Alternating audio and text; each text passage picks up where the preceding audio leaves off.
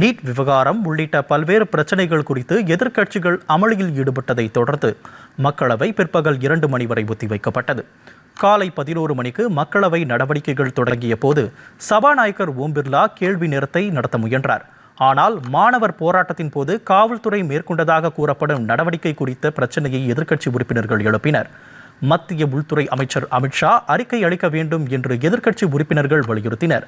கேள்வி நேரம் சுமூகமாக நடைபெற ஒத்துழைக்குமாறு அனைத்து உறுப்பினர்களையும் சபாநாயகர் ஓம் பிர்லா கேட்டுக்கொண்டார். ஆனாலும் அமளி தொடர்ந்ததால் மக்களவை பிற்பகல் 2 மணி வரை ஒத்திவைக்கப்பட்டது.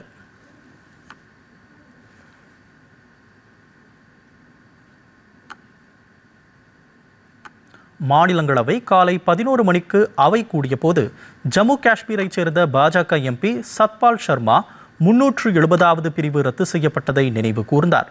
இது 7 ஆண்டுகளுக்கு முன்பு இதே நாளில் மேற்கொள்ளப்பட்டது என்று அவர் கூறினார்.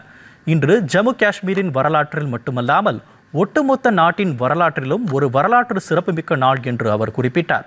தொடர்ந்து நீட் விவகாரம் உள்ளிட்ட பல்வேறு பிரச்சனைகள் குறித்து எதிர்க்கட்சிகள் அமளியில் ஈடுபட்டதை தொடர்ந்து மாநிலங்களவையும் பிற்பகல் 2 மணி வரை ஒத்திவைக்கப்பட்டது.